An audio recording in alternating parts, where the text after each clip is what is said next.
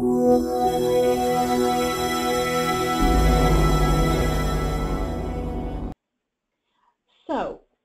want to start by talking a little bit about what we're going to talk about today, and then what information that we're going to provide to you when the webinar concludes via an email.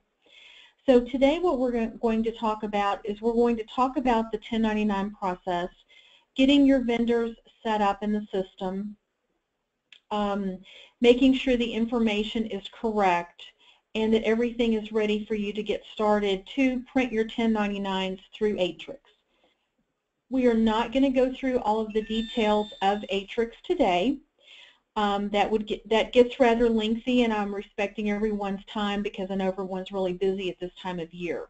However, what we will be doing when this webinar concludes is we will be sending an email that will have a link to a longer recorded webinar that will also include the Atrix information, and this way you can watch it at your leisure, and you can go back and watch it again if you have additional questions.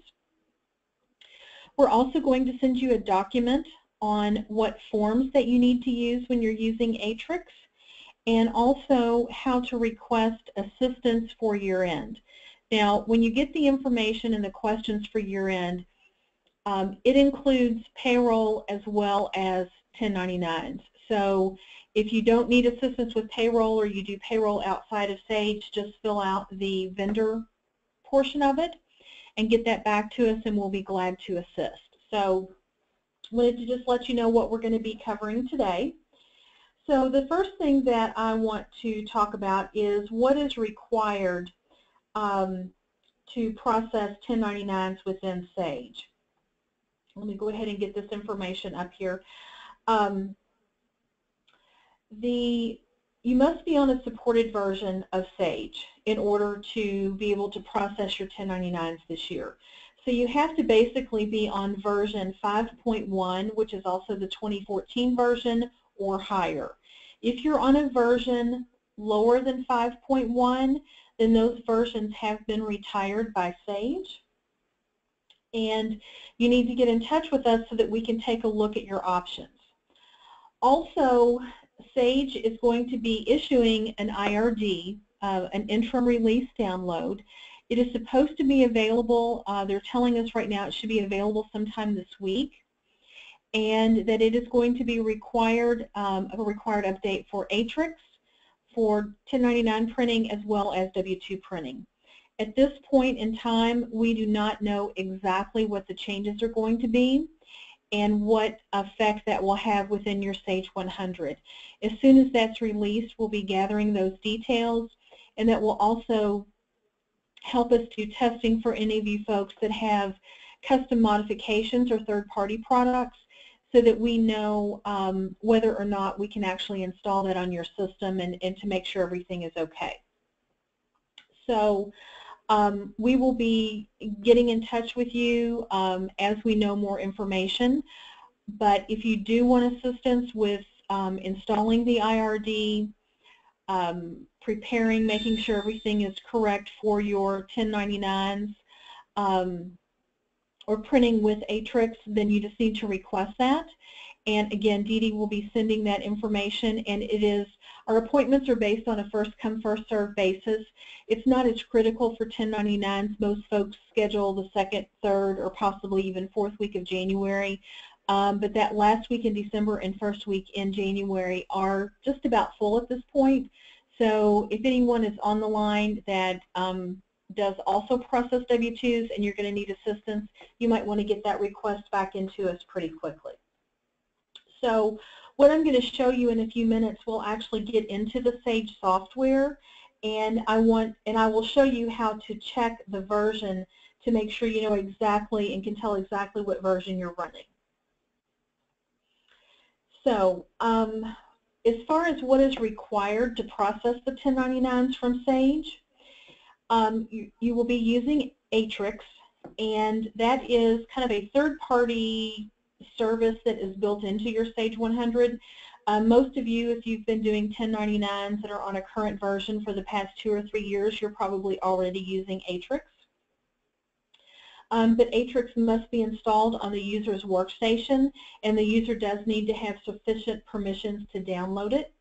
So if you go into Atrix and you go to download that and it says it can't load it, then you just need to get in touch with us and we'll talk to you about what permissions that you need to have. We can talk to your IT folks about getting that taken care of. You also do have to be current with your software maintenance plan with Sage. And then you also have to have an active internet connection. So when you're connecting to Atrix, it is going out, it's a cloud-based service, so you need an internet connection, and it also is able to detect or know whether or not you're current with your maintenance. So if you've let your maintenance lapse, let us know, but you will not be able to access Atrix without current maintenance. You must also have your AP options and your AP vendors set up properly to capture the 1099 data, and that's something that we're going to be looking at in just a second. So what I'm going to do now is we're going to get into Sage, and we're going to start taking a look at your vendors and making sure that you have everything set up properly in order to be able to get the 1099s to print. Now, one of the things that I want to add as I work with individuals on their upgrades and asking questions about their system, I find that a lot of folks actually use a separate software to print their 1099s. So they'll print reports or the information out of Sage, but then they use a separate software to print the 1099s. That really should not be necessary. You should be able to print the 1099s in your Sage 100 software. If the reason that you're doing that is because you feel like the data is not correct, then we probably just need to talk about how you have it set up and making sure that you're closing your periods correctly, you're closing your years, and that you have everything set up properly within the system. So what we're going to start with is we're going to go into the Accounts Payable module, and actually bear with me, let me change back to a different company. And what we're going to do is, actually before we go into vendor maintenance, we're going to go into the setup and we're going to go into the accounts payable options. And when we go into our options, we're going to look on the main tab on the right side, and it says 1099 reporting. If that box is checked, it will allow you to track 1099 information on your vendors. If it's unchecked, if you go in to set up something on a vendor, you're not even going to see the 1099 boxes or where you can make those selections. And then also your default calendar year, you need to take a look at that as well. So once you have this set, then your next step is in vendor maintenance.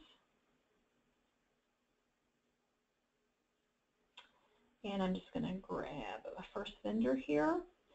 If you go to the additional tab in vendor maintenance, this is where the 1099 information is held, right here. Now, if you go into vendor maintenance and this area is completely blank and you don't even see the words 1099 form, then you have not checked that box in your AP setup. So when you go into a vendor, you have a few options. You have vendor type, and it is going to always default to none. So when you're setting up a new vendor, you need to know whether or not they're subject to a 1099. And then if they are, you're going to choose whether they're a business or an individual. If they are a business, you'll notice that you have a field that asks for a taxpayer ID. If the person is an individual, you'll notice that it changes that to Social Security number. You do need to fill in this information because this will print actually on the 1099 form. Now, one thing I will add is I've had some comments recently about, especially if there's a Social Security number in there, you know, is that a security issue, or, you know, depending on how many employees can actually, you know, have access to that.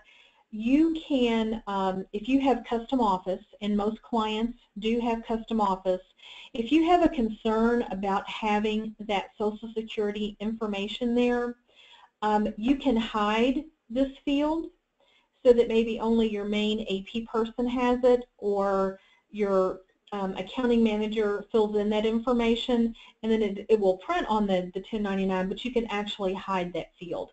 So haven't really had anybody that has done that, but there have been some questions about, you know, is that a risk, or should we hide that information? So that's an individual choice, and it's up to you whether or not you want to do that. So once you select the vendor type, then you're going to have the default form. And Sage 100 tracks 3 different types of 1099 information. It tracks miscellaneous, it tracks interest, and it tracks dividends. So you pick the proper form, and whenever you pick the form, it's going to default to box number 1. And if you do a lookup, you're going to see a lot of different box numbers, and you know, maybe you're new to this, or maybe you don't remember exactly what the box numbers are, and you know, occasionally they do change the 1099 form. They either renumber some boxes, they may add boxes, so if you're not exactly sure which box to choose, all you need to do is go and click on this 1099 history button, and it gives you the description of all of the various boxes. So you can see the descriptions for the miscellaneous type form. You can see the description for interest forms as well as for dividends. So feel free to use that kind of as your cheat sheet if you're not sure exactly what box to choose. It also manages box 9. It manages an electronic consent. If they give you permission to submit that 1099 to them electronically, and the FATCA, which has to do with foreign vendors, if you're required to track that or not. So you want to make sure this information is set up, and once you have this set up, then from this point forward, when you go in to do an invoice data entry, I'm just going to accept this. When you go to do an invoice data entry for that particular vendor,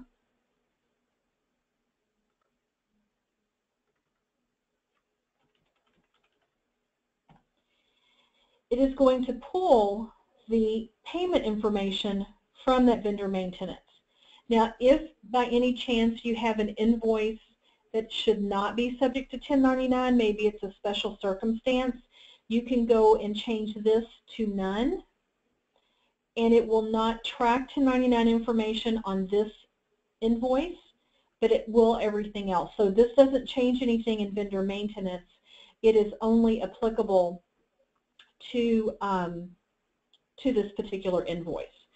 So once you're tracking the information, you update you enter your invoice in and you update it. It basically is in the back end of the data is flagging a little box that says, yes, this is subject to a 1099. Nothing happens until you actually pay the invoice. So once you pay the invoice, then it tracks the history of what you've actually paid to that vendor. And where it keeps track of that, if I go back into vendor maintenance and go back to my additional tab, and I look at my history button, you can see where it has been calculating throughout the year how much we've paid them. So, you know, if you have an invoice that you enter the invoice in on December 30th of 2016, but you don't pay them until January the 2nd, then that 1099 information is going to be calculated for 2017, not 2016. Another situation that I find out that people run into a lot is that maybe they don't set up the vendor right away. They're not aware of whether or not they're subject to a 1099. Now, one way to alleviate that is to have maybe a new vendor packet. so that you can let the vendor know that you need their, I believe it's the W-9 form, to say whether or not they're subject to a 1099. And then once they get that form, then you would go in and set them up and actually not do any invoice data entry or anything on that vendor until you have that information. If you do kind of the best practice with that, then you know that the vendor is set up if applicable, and once you start entering invoices and tracking it, everything should be fine through the end of the year. But let's say somebody else sets the vendor up, you don't catch it, and you've been making payments to them throughout the year, and then you catch it mid-year. Or maybe you catch it at the very end of the year that you know they should be subject to a 1099, but you hadn't been tracking it properly. So what you can do is, if you run into that situation, you can go into Accounts Payable under Reports, and you can do a check history report, and you can base that on a particular vendor. So you could say that the vendor is equal to, and then select that particular vendor, run that report, and you'll know how much you've paid them so far. And then once you get that information, you would go back into the vendor maintenance,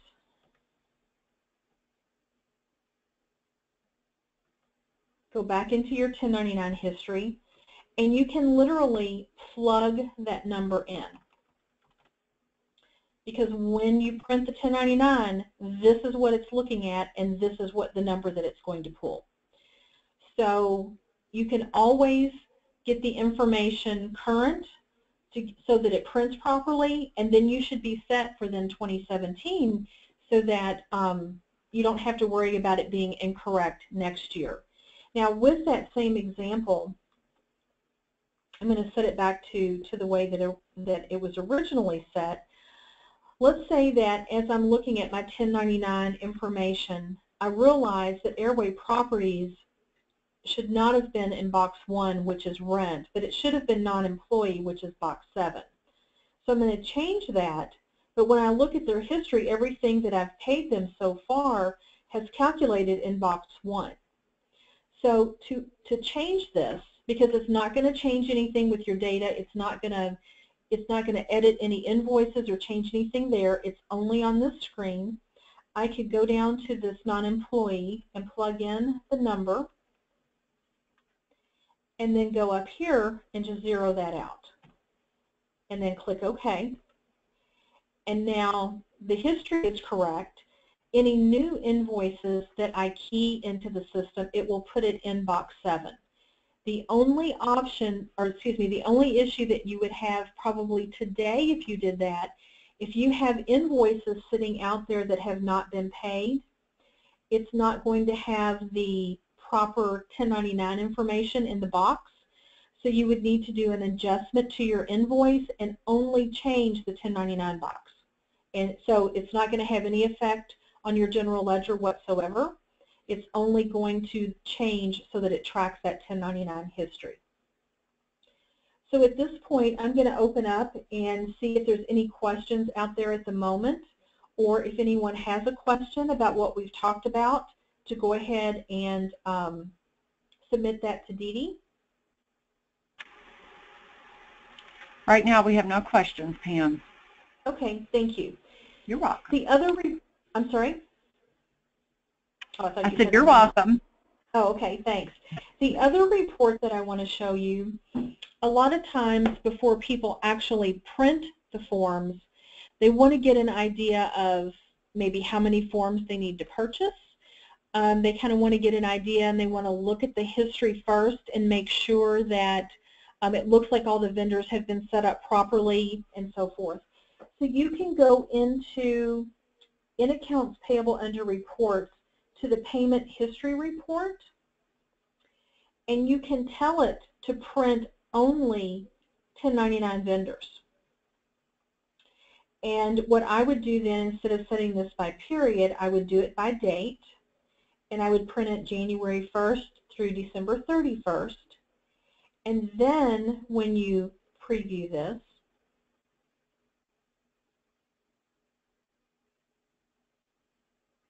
it's going to show you everything. But now I have very little data in here, but it's going to show you all of the information that has been paid to those vendors. And the other thing that you would want to change is you want to sort it. You can sort it by vendor number or vendor name. So you probably want to do that instead of in check number. So let me show you this other view. So now you can see any checks that were cut, and it would break it down by vendor. So as you can tell, I have very little information out there. But this report will give you a good idea of how many vendors you have that get 1099s, and where you can kind of double check and make sure everything looks correct. So Dee Dee, do we have any other questions at the moment? Yes, we just got a question. The question is, I have a vendor that was not listed. Was a NOF quick print check. How do I change this? Do you want me to repeat that? No. If you did it as an NOF or not on file vendor, then that really does not track that anywhere, because the not on file vendor is kind of a, kind of a one-off thing.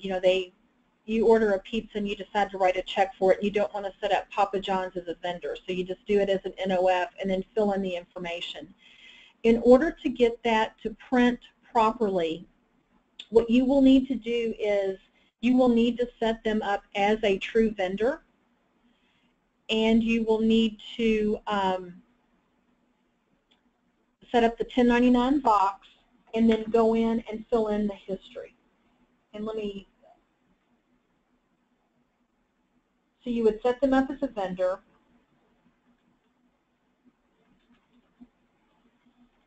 Fill out, their address, because that's going to pull into the 1099, so you're going to pull in that information. And then when you go to additional, then you're going to set up the information. And you would need to know how much you've paid them. You're going to go into the 1099 history, and then whatever you've paid them, you're going to put in that information there. Now, once you create a not on file vendor, you should be able to see them if you did a vendor lookup. Now I'm using divisions in AP, so if you don't use divisions, you would just look up vendor NOF for the vendor number, and the name, I believe, defaults to the very last name that you used for that not on file vendor. So you should be able to run a report, probably a payment report, with the vendor number equal to NOF, and then you're probably just going to have to look through that report to find it. I think if you ran that purchase history report by name, it's only going to look at the last name that's actually listed on that NOF vendor. So I think if you did here would be equal to NOF, that would probably get you the information. I don't know that you could do it by vendor name, but you could try to do it by vendor name. But that is the only way that I know that you can do that, because if you're using that NOF vendor for multiple people, you're going to really just have to run that report and take a look at it. So can you please let Dee Dee know if that answered your question?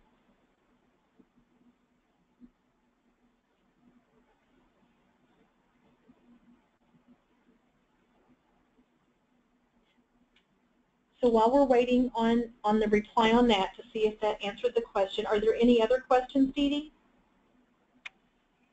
No, not right now, but she did respond and said, yes, thank you, that helped her. That answered the question. Great. Okay, great. What I'm going to do is I'm going to switch back to this PowerPoint for just a second, and most of this we've already kind of talked about. So let me go back and start here. Actually, you know what? Give me one more second. There's something that I did not show you guys.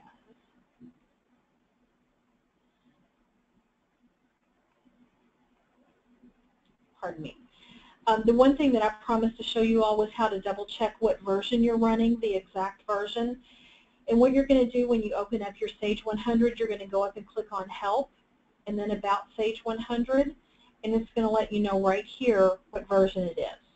So this is telling me that I'm on 5.30.0.0. So when you're looking at that, all of these numbers are important. So if you're requesting assistance from us, don't just put in the answer that you're running 5.30. We need to know all the numbers behind that to know exactly what we need to install. So I did want to make you aware of that. And let's go back to this PowerPoint presentation. Okay.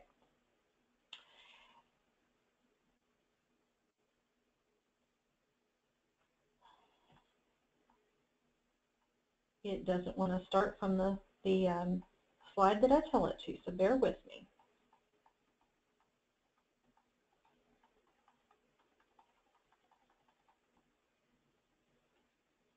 Okay. So going through some information, it says, do you have to e-file? Do we have to e-file to use Atrix? So the answer to that question is no. Atrix is there to do a couple of different things. You can use it just to print your 1099s, and if you do that, there is no charge through Atrix to print your forms. So Atrix is free, but if you're required to e-file or you prefer to e-file, then it does require a registration with Atrix, and there is a processing fee for them to do the e-filing.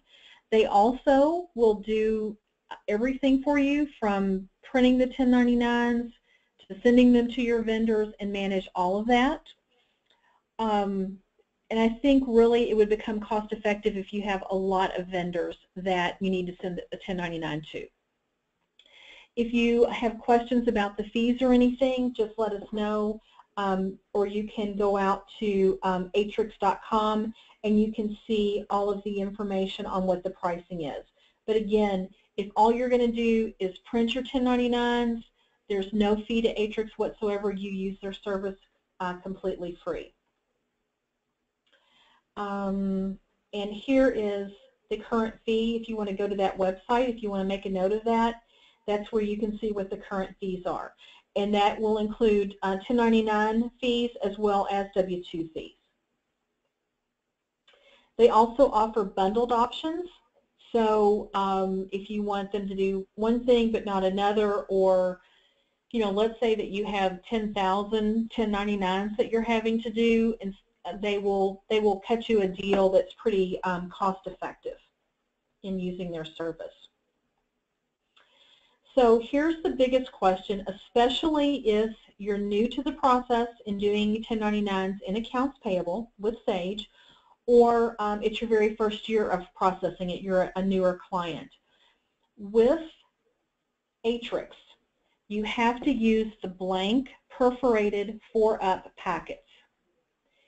And that pack will include the red print federal copy and the blank perforated recipient copies. And then some copies, some packets will also include the envelopes, depending on what packet you choose. It does not support pre-printed forms. So if you are using Atrix within Sage, you have to have the blank perforated forms. And as I mentioned to you earlier, when we follow up with an email today, we're going to have more detailed information that tells you exactly what the form needs to be. It will also let you know that you can get your forms from Sage if you want to, but you do not have to order them from Sage. You can get them from any office form supply company. You probably could even go to Office Depot or someplace like that, and they would probably have them there as well. I think the sooner you purchase the forms, the better off you are, especially if you're going to get them locally, that they don't run out. But they should carry the appropriate form. So just to kind of reiterate what we talked about earlier, is that we have a recorded in-depth webinar that is going to cover all the aspects of printing your 1099s with Atrix. It is kind of an on-demand webinar, so you'll have a link and you can watch it today if you want to. You can watch it at your leisure. You can watch it in the evening. And if you need to watch it 5 times, you certainly can do that. We're also going to provide a document of what forms are supported with 1099s. It'll also include W-2 information. If that's not applicable, just overlook that. And then we'll also include a list of questions if you do want assistance with one of our staff members to help you with your 1099 printing at the end of the year. And just to make a note, our office is going to be closed on Friday, December 23rd, Monday, December 26th, and also Monday, January the 2nd. The appointments I mentioned for year-end assistance are kind of on a first-come, first-served basis. So we do have a couple of individuals that are going to be dedicated to doing nothing but year-end calls during the month of January. So if you call the regular help desk, they will put you in touch with one of the folks that's handling year-end. But to get a quicker response and avoid a delay, it is really best if you do schedule an appointment.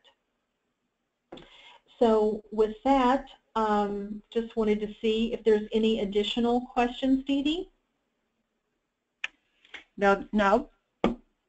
Okay. All right. Well, if no one else has any questions, thank you very much for your time today.